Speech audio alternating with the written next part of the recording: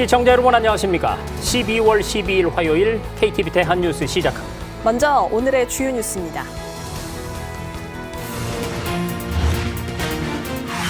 윤석열 대통령이 오늘 새벽 네덜란드 암스테르담에 도착했습니다.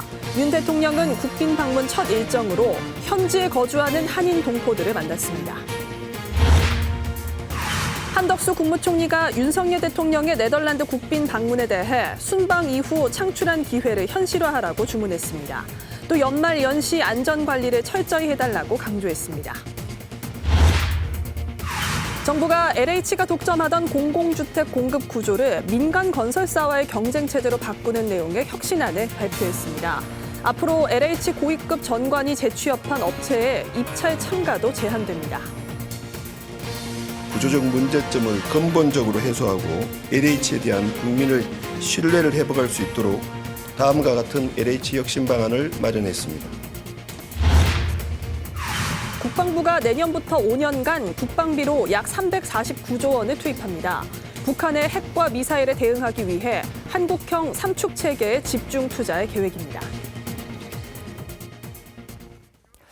첫 소식입니다. 네덜란드를 국빈 방문하는 윤석열 대통령이 오늘 새벽에 암스테르담에 도착했습니다. 윤 대통령은 첫 일정으로 우리 동포들을 만나서 양국 관계가 더욱 깊어질 거라고 밝혔는데요. 이번 방문을 통해서 많은 또 이런 협정과 MOU들이 체결되면서 한내의 관계가 더욱 깊어질 것입니다. 네덜란드 도착 첫날 일정 암스테르담에서 최영은 기자가 전해왔습니다. 윤석열 대통령이 탄 공군 1호기가 네덜란드 영공에 들어서자 네덜란드 F-35 전투기가 호위 비행을 펼칩니다. 암스테르담 공항에는 레드카펫이 준비되고 윤 대통령 내외 앞으로 군 의장대가 도열합니다. 우리 대통령으로는 처음 네덜란드를 국빈 방문한 윤 대통령에게 네덜란드 측이 예우를 갖춰 환대했습니다. 윤 대통령은 도착 직후 현지에 거주하는 우리 동포부터 만났습니다. 윤 대통령은 동포들이 양국의 가교 역할을 한다며 격려하고 자부심을 느낄 수 있도록 양국 관계를 더욱 발전시키겠다고 말했습니다. 특히 양국의 반도체 협력 관계는 동맹으로 격상될 거라고 밝혔습니다. 반도체는 우리의 산업뿐만 아니라 안보에도 중요한 그런 분야입니다. 이번 방문을 통해서 많은 또 이런 협정과 MOU들이 체결되면서 한내의 관계가 더욱 깊어질 것입니다. 박연으로 알려진 벨테브레이와 하멜의 표류기를 시작으로 두 나라의 역사에 대해서도 언급했는데 특히 6.25 전쟁 당시 5,000명이 넘는 장병을 파병했다며 양국 인연의 각별함을 소개했습니다. 윤 대통령은 그러면서 현재 교역액이 160억 달러에 이르는 협력 관계를 이어오고 있다며 이번 국빈 방문을 계기로 경제 협력 지평을 넓히겠다고 강조했습니다. 윤 대통령은 네덜란드 측이 준비한 공식 환영식을 시작으로 본격적인 국빈 방문 일정에 돌입합니다. 이 기간 네덜란드 국왕과 총리 등을 잇따라 만나 양국의 반도체 협력 강화에 주력할 예정입니다. 암스테르담에서 KTV 최영은입니다.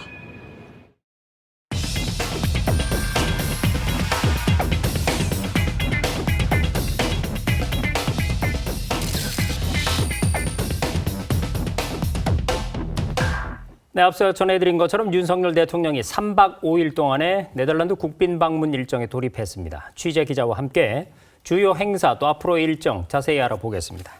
신국진 기자, 공식 환영식이요. 우리 시간으로 오후 6시쯤에 시작돼서 조금 전에 마무리가 됐죠. 네, 윤석열 대통령은 현지 시간으로 11일 네덜란드 암스테르담에 도착을 했고요. 조금 전 알렉산드로 네덜란드 국왕 부부가 주최한 공식 환영식에 참석했습니다. 공식 환영식은 암스테르담 도심의 중심지인 암스테르담 담 광장에서 열렸는데요. 양국 국가 연주를 시작으로 의장대 사열 순으로 진행이 됐습니다. 네덜란드는 2002년 한일 월드컵의 영웅 히딩크 감독의 모국으로 잘 알려져 있는데요.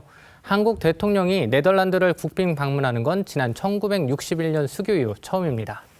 네, 네덜란드가 친숙하고 잘 알려져 있는 것에 비해서 이 국빈 방문이 처음이라는 게 좀 낯설게 느껴지는데요. 이후 일정이 어떻게 되나요? 네, 공식 환영식 종료 후 윤 대통령은 전쟁 기념비에 헌화할 예정입니다. 이후에는 알렉산드로 국왕과 세계 반도체 공급망의 주요 역할을 담당하는 ASML 본사를 방문할 예정인데요. 이재용 삼성전자 부회장 등 국내 반도체 기업 총수가 모두 동행할 예정입니다. 정부는 이번 방문을 계기로 한국과 네덜란드의 관계를 반도체 동맹으로 격상할 계획인데요.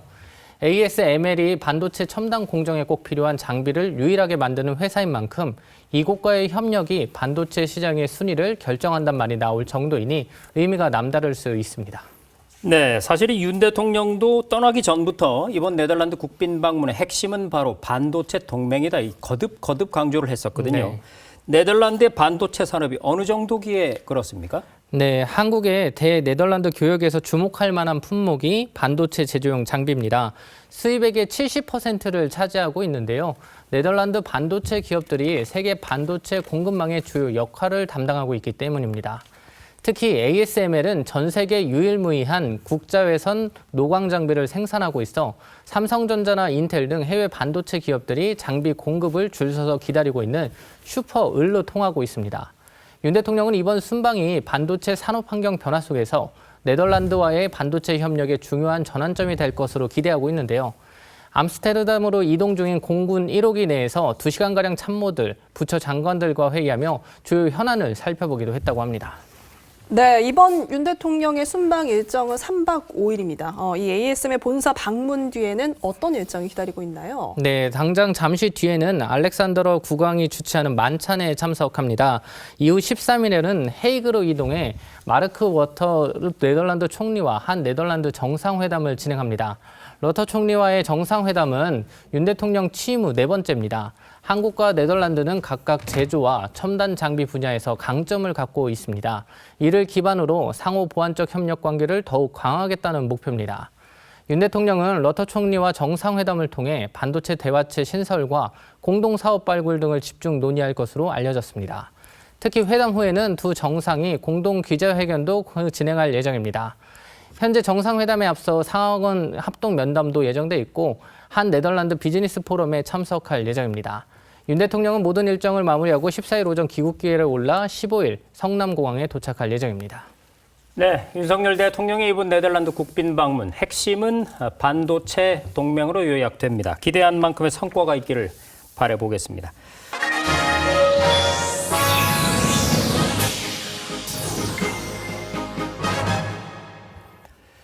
네, 계속해서 뉴스 이어갑니다. 한덕수 국무총리는 정부 각 부처에 대통령의 국빈 방문으로 만들어지는 기회를 현실화하라고 주문했습니다.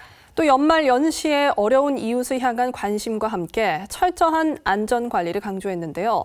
한 총리가 주재한 국무회의 내용 김민아 기자가 보도합니다.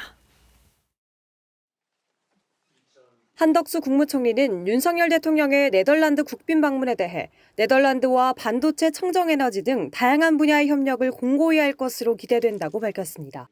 그러면서 각 부처의 순방 이후 후속 조치 수립과 이행에 최선을 다하라고 주문했습니다. 무엇보다도 중요한 것은 이번 국빈 방문으로 창출된 기회와 잠재력을 조속히 현실화하고 구체화하는 것입니다. 이어 민생 안전과 잠재 리스크에 효과적으로 대응할 수 있는 내년도 업무 계획을 수립하라고 지시했습니다.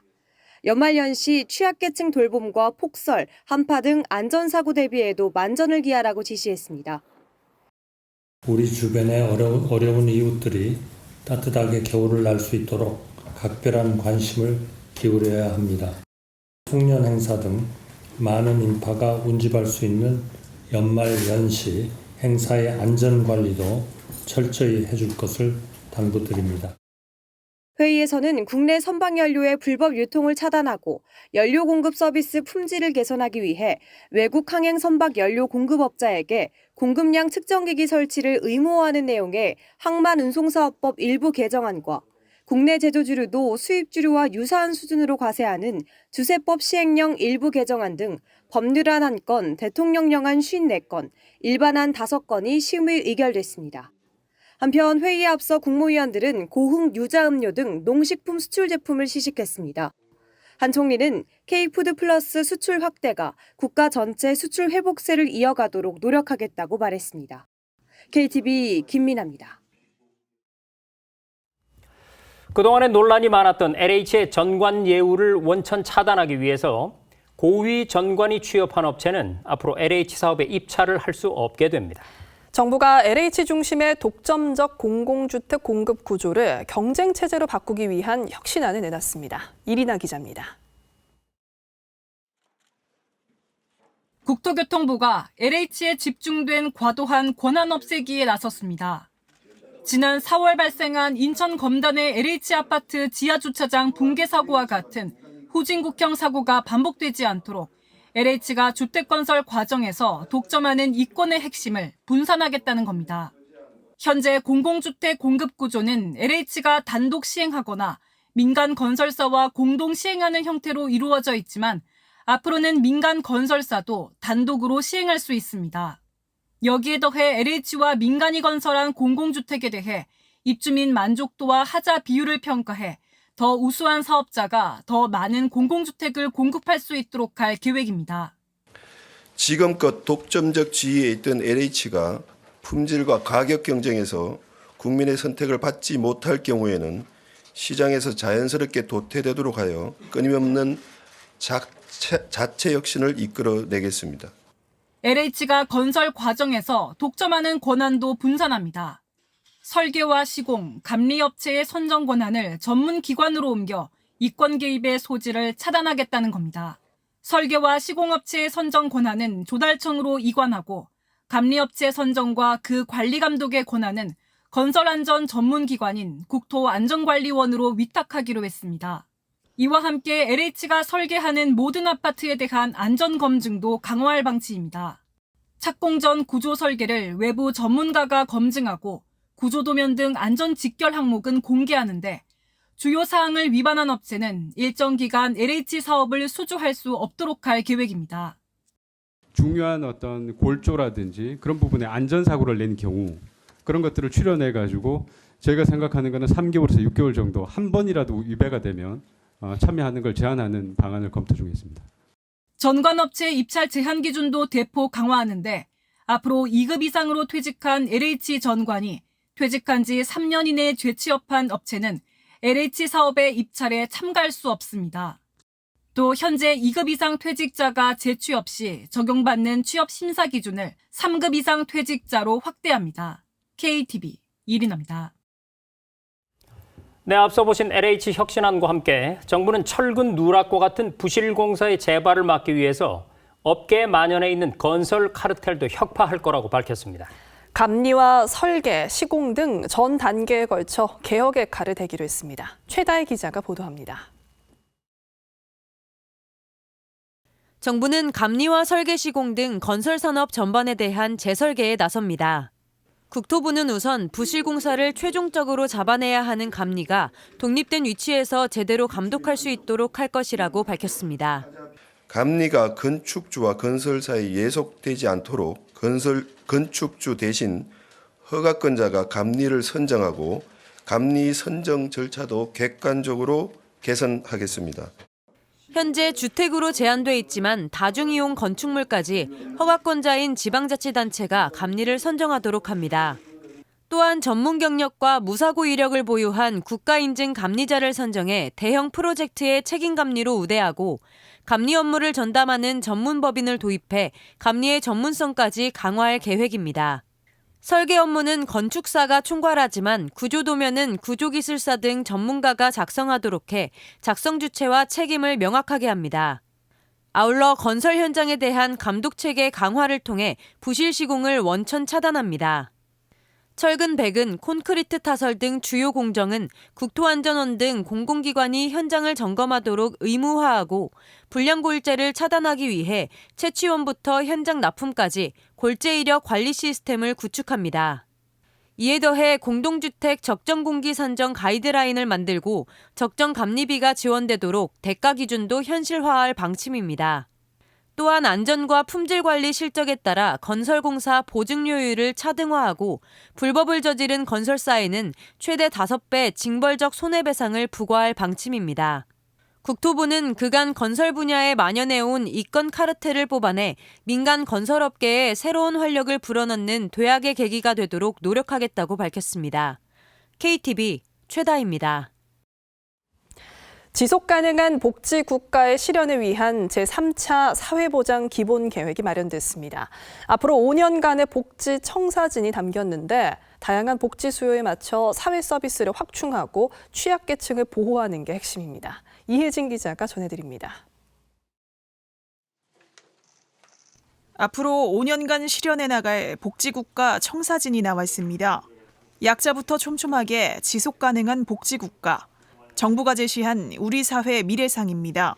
한덕수 국무총리는 제31차 사회보장위원회를 열어 이런 비전의 제3차 사회보장 기본계획을 논의했습니다. 더 두터운 약자 복지를 추진하겠습니다. 생계급여 선정 기준을 기준 중위소득의 35%로 높이고 의료급여 부양의무자 기준을 완화하는 등 기초생활을 두텁게 보장하겠습니다. 우선 취약계층과 노인, 장애인 등 위기에 직면한 사회적 약자를 보호하고 고립위험군과 취약청년 등 새로운 복지 사각지대를 발굴해 지원합니다. 맞춤형 고용과 긴급 돌봄을 통해 하루가 다르게 변하는 사회적 위험 대응도 강화하기로 했습니다. 사회 서비스는 국민의 다양한 복지 수요에 맞춰 확충합니다. 장애인 개인 예산제 도입과 사회 서비스 취약지 지원을 추진할 계획입니다.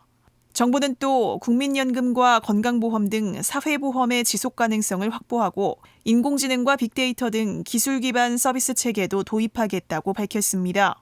이번 계획안은 국무회의 심의 의결을 거쳐 확정되고 중앙부처 연차별 시행한 지자체 지역사회 보장 계획과 연계해 추진됩니다. 위원회에선 이와 함께 사회서비스 대상과 범위를 중산층 이상으로 확대하는 내용의 1차 사회서비스 기본계획이 확정됐습니다. 질 높은 사회서비스를 위해 품질 인증제로 관리를 강화하고 개발된 복지기술이 현장에서 제대로 활용되도록 지원할 방침입니다. KTV 이혜진입니다. 치매 환자를 전담해서 돌보는 치매관리 주치의제도가 내년 7월 도입됩니다. 정부는 치매 환자에게 필요한 상담과 교육, 치료에 건강보험을 적용해 치매 전담의사 유입을 늘린다는 보관입니다. 김경호 기자입니다. 준비된 도안 위에 열심히 색을 칠하는 최봉남 할머니. 구획마다 칠해야 하는 색이 달라 헷갈릴 법도 한데 작업 치료사의 도움으로 끈기 있게 완성해 나갑니다. 번호 1번에 요 색깔을 다 칠하시면 돼요. 빨리 알아들어야지 못 알아듣잖아. 다 칠하래. 손녀 손에 이끌려 꾸준히 치매 안심센터를 방문한 지 3년째. 할머니는 동년배의 치매 환자보다 활기 있는 노년을 보내고 있습니다. 일이 없으시면 이렇게 많이 보류해 하시는데 계속 이렇게 활동해야 되는 일이 있으시니까 그림을 그려서 그걸 보여주시면서 기뻐하시거든요. 그래서 그런 활동을 하면서 할머니가 또 집중도 굉장히 많이 하세요. 한 번 시작하시면 몇 시간씩 집중을 하시기 때문에 계속 이렇게 머리를 쓰시고 계속 활동을 하시는 게 도움이 많이 되는 것 같아요. 올해 전국의 치매 환자는 98만 명으로 65세 이상 노인 인구의 10.3%에 해당합니다. 급속한 고령화 추세로 치매 환자는 더욱 늘 것으로 예상됩니다. 이에 정부는 내년 7월부터 20개 지자체를 대상으로 치매관리 주치의 시범 사업을 운영합니다. 치매 환자에게 필요한 각종 상담과 교육 등의 건강보험을 적용하는 게 핵심인데 이를 통해 치매 전담 의사 유입이 늘 것으로 기대됩니다.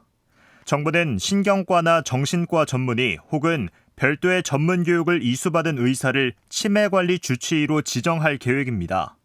앞으로 건보 수가가 적용되면 치매 환자는 치매 주치의에게 매월 비대면 진료와 분기별 방문 진료를 받게 되는 셈입니다. 치매는 발병 초기부터 검진과 치료, 상담 등 적절한 관리를 받으면 이 중증으로 악화되지 않고 초기 기간이 유의미하게 길어지는 것으로 나타났습니다. 치매 주치의가 제공하는 의료 행위에 대해 환자나 보호자는 치료비의 20%만 부담하면 됩니다. 다만 중증 치매 환자에 대해선 절반인 10%의 본인 부담률을 적용할 예정입니다. KTV 김경호입니다. 국방부가 내년부터 5년간 국방비로 약 349조 원에 투입하기로 했습니다. 갈수록 심각해지는 북한의 핵과 미사일에 대응하기 위해서인데 특히 북한의 도발에 타격과 요격, 응징으로 대응하는 한국형 삼축 체계에 집중 투자할 계획입니다. 문기혁 기자입니다. 국방부가 앞으로 5년간 국방비로 348조 7천억 원을 투입합니다.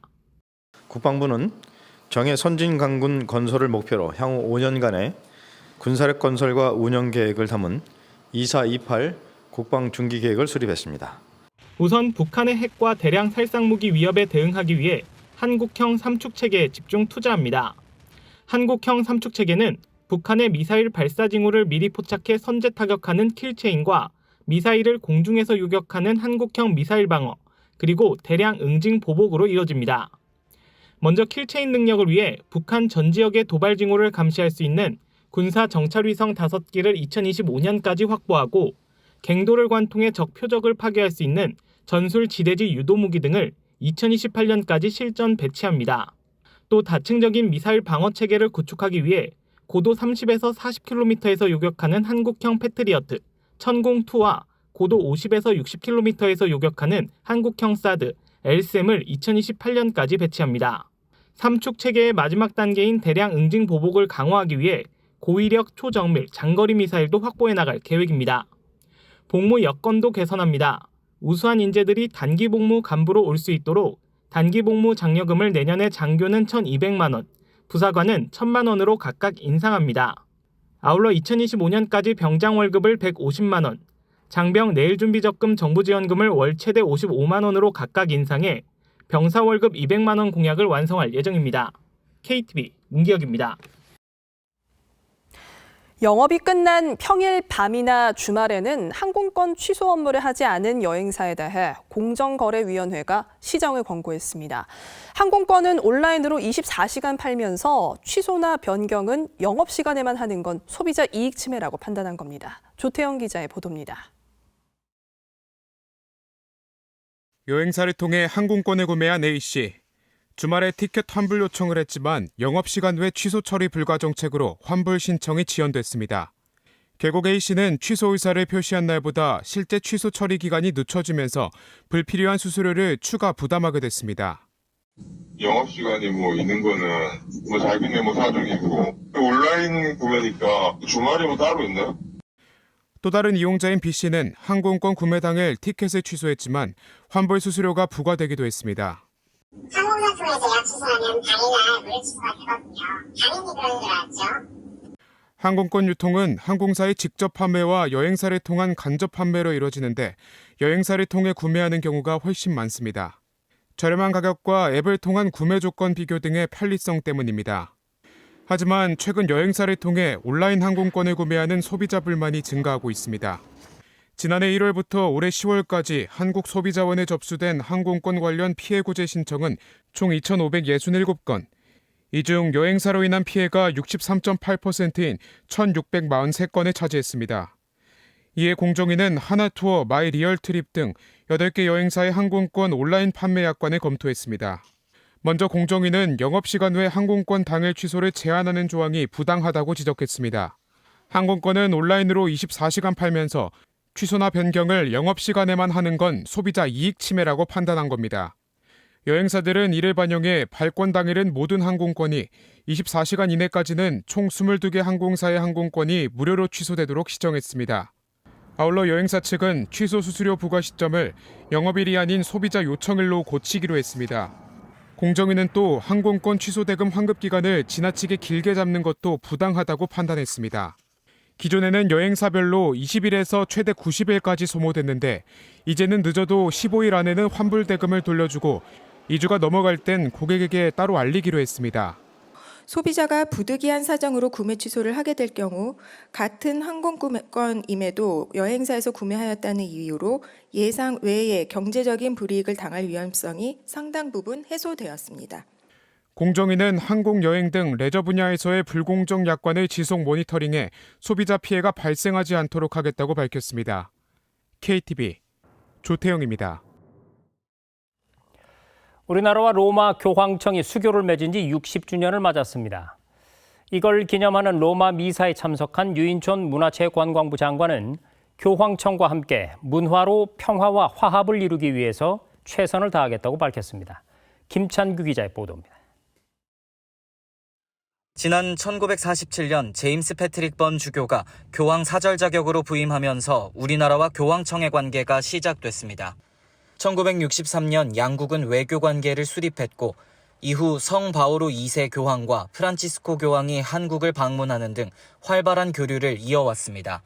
한국과 교황청이 외교 관계를 맺은 지 60주년이 되는 로마 현지 시간 11일 양국에서 공식 기념 미사가 동시에 열렸습니다. 로마 라테라노 대성전에서 열린 기념 미사에는 유인촌 문화체육관광부 장관이 정부 대표로 참석했습니다. 쪽빛 두루마기를 입은 유 장관은 기념 축사를 하며 양국 협력 관계를 돌아봤습니다. 유 장관은 60년 전 오늘 두 나라는 정식으로 외교 관계를 수립했다며 이후 양국 관계는 상호 간의 두터운 신뢰와 우정을 바탕으로 비약적인 발전을 이뤘다고 평가했습니다. 이어 앞으로도 교황청과 힘을 합쳐 문화로 양국 국민, 더 나아가 전 세계인의 평화와 화합을 이루기 위해 최선을 다하겠다고 강조했습니다. 미사 주례를 맡은 피에트로 파롤린 교황청 국무원장도 한국 국민과 함께 걸어가며 열망을 나누고 공동선을 위한 진심 어린 협력과 지원을 제공하고자 한다고 밝혔습니다. 라테라노 대성당에서는 양국 협력 60년을 되돌아보는 특별 사진전도 열렸습니다. 초대 교황사절 영접부터 교황 방한, 2027년 세계 청년대회 개최지 선정 모습을 담은 사진이 전시됐습니다. 이 밖에도 수교 60주년을 기념하는 다양한 활동이 이어졌습니다. 연간 600만 명이 방문하는 바티칸 박물관은 공식 안내책을 한국어로 번역 발간했고 교황청 승인 국제 순례지인 서서문 성지 역사박물관에서는 수교 60주년 특별전 모든 이를 위하여가 진행되고 있습니다. 전시는 12월 24일까지 열립니다. KTV 김찬규입니다. 제22대 국회의원 총선거가 120일 앞으로 다가오면서 예비후보 등록이 시작됐습니다. 공직자는 사직을 해야 예비후보 등록이 가능하고 예비후보자 등록을 않더라도 선거에 나가려면 내년 1월 11일까지는 직을 내려놔야 합니다. 보도에 박지선 기자입니다. 예비후보자 제도는 현역 정치인과 정치 신인 간 공정 경쟁을 위해 지난 2004년 도입된 것으로 예비후보자로 등록하면 공식 선거운동 전에 일정 범위 내에서 선거운동이 가능합니다. 예비후보자가 되려는 사람은 오전 9시부터 오후 6시까지 관할 선거관리위원회에 가족관계 증명서와 전과 기록 등 필요한 서류를 제출하고 기탁금 300만 원을 납부하면 됩니다. 다만 청년과 장애인의 정치참여 활성화를 위해 최근 개정된 공직선거법에 따라 장애인이거나 29세 이하 청년은 150만 원, 39세 이하 청년은 210만 원으로 기탁금이 감액됐습니다. 장차관 등 공무원인 사람은 입후보 제한을 받기 때문에 사직해야 예비후보 등록이 가능합니다. 예비후보자 등록을 하지 않더라도 선거에 나가려면 내년 1월 11일까지는 직을 내려놔야 합니다. 예비후보로 등록하면 공식 선거운동 기간 전부터 선거사무소를 설치할 수 있는 데다 어깨띠를 착용하고 명함을 배부하거나 전화로 지지를 요청하는 등 선거운동이 가능합니다. 또 후원회를 설립해 선거 자금으로 1억 5천만 원까지 모금할 수도 있습니다. 예비후보자 등록은 공식 후보자 등록 신청일인 내년 3월 21일 전까지 가능합니다. 후보자 등록이 모두 완료되면 3월 28일부터 본격적인 공식 선거운동이 시작됩니다. 22대 총선 사전투표는 내년 4월 5일부터 이틀간 이루어지며 10일 본투표와 개표가 진행됩니다. 한편 예비후보 등록이 시작됐지만 국회에선 내년 총선에 적용할 선거구를 아직 확정하지 못했습니다. 앞서 중앙선관위 산하 선거구 획정위원회는 내년 총선에서 인구 상한선을 넘는 지역 6곳이 분구되고 하한선에 못 미친 6곳은 합치는 내용의 방안을 국회에 제시한 바 있습니다. KTV 박지선입니다. 이제 우리나라에서 세 집 건너 한 집은 1인 가구인 걸로 조사됐습니다. 그야말로 1인 가구가 새로운 가구 형태의 한 주류로 자리 잡은 건데요. 1인 가구의 소득은 전보다는 조금 늘었지만 아직 전체 평균의 절반에도 못 미치는 걸로 나타났습니다. 김유리 기자입니다. 자녀 교육을 위해 가족과 캐나다로 이민을 떠났다가 홀로 한국으로 돌아온 김락성 씨. 김 씨는 현재 주변에서도 1인 가구를 심심찮게 찾아볼 수 있다고 말합니다. 여기 거진다가 1인 가구고요. 그리고 학생들도 많이 있고, 그리고 연세 드신 분들도 많이 계시는 걸 봤습니다. 나무로 하는 공방을 학원을 다니고 있는데 거기서도 뭐 1인 가구 애들이 친구들이 많이 있는 걸로 알고 있습니다. 새로운 가구 형태의 주류로 자리 잡은 1인 가구. 1인 가구의 비중도 점차 늘어나고 있는데요. 2022년 기준 전체 가구의 34.5%인 750만 2천 가구로 집계됐습니다. 연령별로는 29세 이하가 19.2%로 제일 높았습니다. 남자는 30대가, 여자는 70대 이상이 가장 높은 비중을 차지했습니다. 한편 1인 가구의 평균 연소득은 3,010만 원으로 전년 대비 11% 증가했습니다. 다만 전체 가구 소득의 절반에는 미치지 못하는 것으로 나타났습니다. 1인 가구 중 연소득 3천만 원 미만이 61.3%를 차지했고 1억 원 이상을 버는 경우는 2%에 그쳤습니다. 중장년층의 1인 가구가 증가하고는 있지만 1인 가구의 대다수는 청년 세대와 노인 세대가 차지하고 있습니다. 따라서 경제적으로 독립하지 못한 청년 세대 그리고 경제적 어려움을 겪고 있는 노인 세대의 문제가 1인 가구의 경제적 상황에 그대로 투영된 결과라 하겠습니다. 반면 사회적 관계와 여가 측면에서의 만족도는 높아진 것으로 드러났습니다. 올해 1인 가구 2명 중 1명은 전반적인 인간관계에 만족한다고 응답했습니다. 여가 생활 만족도도 약 31%로 2년 전보다 높아졌으며 주말 여가 활동은 동영상 콘텐츠 시청이 가장 많은 것으로 조사됐습니다. KTV 김유리입니다. 강원 산지에 대설특보가 내려졌었는데 아니나 다를까 70cm가 넘는 폭설이 쏟아졌습니다. 목요일과 금요일 사이에 비가 한 번 더 온 뒤에 주말부터 매서운 한파가 찾아온다고 하니까 강추위에 대비하셔야겠습니다. 윤현석 기자의 보도입니다. 대설특보가 내려졌던 강원 산간 지역. 지난 밤사이 70cm가 넘는 눈이 내렸습니다. 기상청에 따르면 고성 향로봉에 73.4cm, 미시령 40.6cm, 진부령에 38.3cm의 눈이 쌓였습니다. 눈구름의 세력이 약해지면서 강원 산지에 내려졌던 대설경보는 모두 해제됐습니다. 다만 오늘 저녁까지 산발적으로 눈이 더 내릴 전망입니다. 기상청은 강원 산지에 1에서 3cm 안팎의 눈이 내릴 것으로 예보했습니다. 강원 산지 도로의 경우 갓길을 제외하고 제설 작업이 마무리된 상황. 하지만 기온이 낮아 길이 얼어 미끄러울 가능성이 높습니다. 기상청은 미끄럼 사고와 낙상 사고에 각별히 유의할 것을 당부했습니다.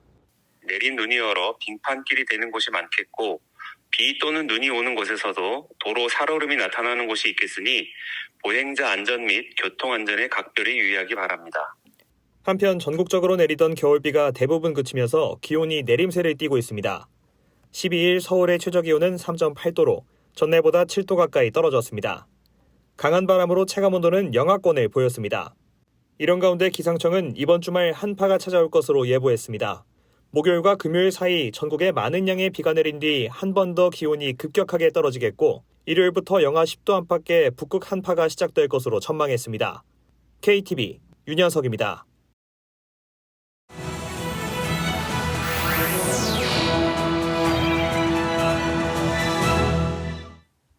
국정을 더 촘촘히 살펴봅니다. 보도자료 브리핑입니다. 2024년도 병역판정검사 일자 및 장소 본인 선택 신청 접수가 다음 달 11일에 열립니다. 내년도 병역판정검사는 2월 1일부터 12월 6일까지 실시하며 검사 대상은 2005년 출생자와 병역판정검사를 연기 중인 2004년 이전 출생자 등입니다. 일자 및 장소 선택은 선착순으로 검사 희망일 하루 전까지 병무청 누리집 모바일 앱을 통한 온라인 신청, 가까운 지방병무청에서 오프라인 방문 신청 모두 가능합니다. 선택하지 않은 사람은 주소지 관할 지방병무청장이 직권으로 지정할 예정이라고 하니까 이 점 유의해서 미리 선택하시기 바랍니다. 앞으로 보전 구규림에서도 산림 훼손이 없는 경우 1년 이내로 벌통을 설치할 수 있습니다. 구규림의 경영 및 관리에 관한 법률 일부 개정안이 국회 본회의를 통과한 데 따른 건데요. 주요 내용은 보전 구규림 내 양봉농가 벌통 설치 허용, 대부지 취소 사유 시정 완료 시 구규림 교환 허용 등입니다. 그동안 보전 구규림에서는 양봉이 허용되지 않았는데 국내 양봉 산업의 활성화를 위해 규제를 개선한 겁니다. 아울러 대부지 대부료 등 연체금 이율을 최대 상한 6% 이내, 최고 30% 미만으로 징수하는 등 대부 분야의 규제도 완화했습니다. 신용카드 대금 일부만 결제하면 나머지는 다음 달로 이월되고 그 잔여 결제 금액에 이자가 부과되는 신용카드 결제 방식을 신용카드 리볼빙이라고 합니다. 그런데 최근 금융감독원에 접수된 민원 중 리볼빙이 신용카드 필수 가입 사항인 것으로 오인해 가입하거나 본인이 가입된지도 몰랐다고 주장하는 사례가 많습니다. 카드사의 리볼빙 광고 실태 점검 결과 리볼빙이란 단어 없이 최소 결제 등 금융소비자가 오인할 만한 문구를 활용하는 경우도 빈번했습니다. 인지하지 못하는 사이 리볼빙에 가입된 것은 아닌지 수시로 확인해 불필요한 이자 부담 등을 최소화할 필요가 있겠는데요. 금감원은 리볼빙은 이자율이 평균 16.7%에 달하는 고금리 대출성 계약이라며 불가피하게 이용하더라도 최소한의 범위 안에서만 이용해야 한다고 당부했습니다. 그러면서 앞으로 관련 소비자 피해가 발생하지 않도록 업계와 개선해 나가겠다고도 전했습니다. 학생과 지역민이 함께하는 지속가능한 학교라는 비전 아래 학교시설 환경 개선 5개년 계획이 발표됐습니다. 학령 인구 감소와 학교 노후시설 증가, 학교 역할에 대한 기대 증가 등을 종합적으로 반영해 내년부터 5년간 국가 예산 총 29조 원이 투입되는데요. 주요 내용은 학교 공간 재구조화, 물리적, 사회적으로 안전한 학교 조성, 학교 복합시설 조성 등입니다. 교육부는 또 학교의 공사 이력 등을 누적 관리하는 교육시설 통합정보망을 운영해 학교 내 공사로 인한 불편을 개선할 계획입니다. 지금까지 보도자료 브리핑이었습니다.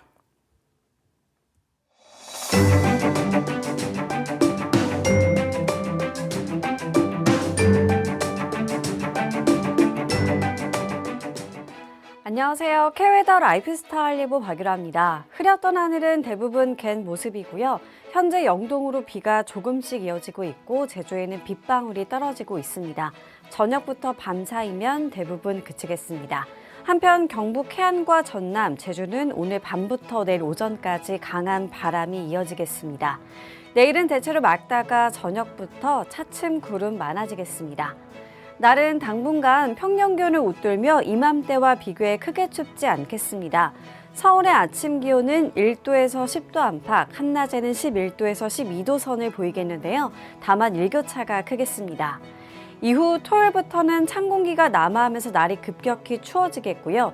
일요일부터는 중부지방을 중심으로 아침 기온이 영하 10도 내외로 떨어지는 등 강추위가 찾아오겠습니다. 한편 목요일과 금요일 사이에는 전국에 비 소식이 들어있습니다. 다음 자세한 지역별 내일 날씨입니다. 중부지방 아침에는 서울이 1도, 춘천 영하 3도로 춥지만 한낮에는 9도에서 12도까지 올라 포근하겠습니다. 동해안도 아침에는 2도 선으로 춥지만 낮에는 속초 8도, 강릉은 10도까지 오르겠습니다. 남부지방도 한낮에 광주 13도, 부산 16도로 온화하지만 아침, 저녁에는 기온이 크게 내려가 춥겠습니다. 바다 물결은 대부분 해상에서 최고 3에서 4m까지 매우 높게 일겠습니다. 날씨였습니다. KTV 대한뉴스 오늘 저희가 준비한 소식은 여기까지입니다. 시청해주신 여러분 고맙습니다.